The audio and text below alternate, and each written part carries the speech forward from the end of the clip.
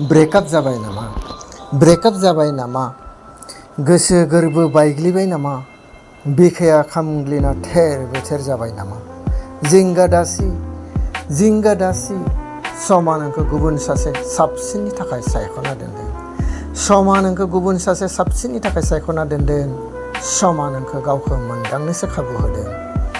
समा नोंखौ गुबुन मोनसे साबसिन हामसिन खामानिनि थाखाय नेनानै दं। नों गावखौ सोलायदो दिनैनिफ्राय दानिफ्रायनो।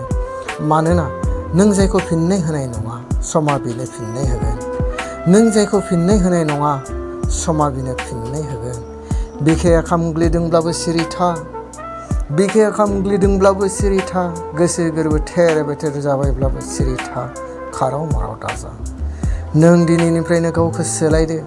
गुबुन मोनसे खामानियाव आगान होदो गोसो होथाबनानै। मानोना समानो गासै सोंनायनि फिननाय होगोन।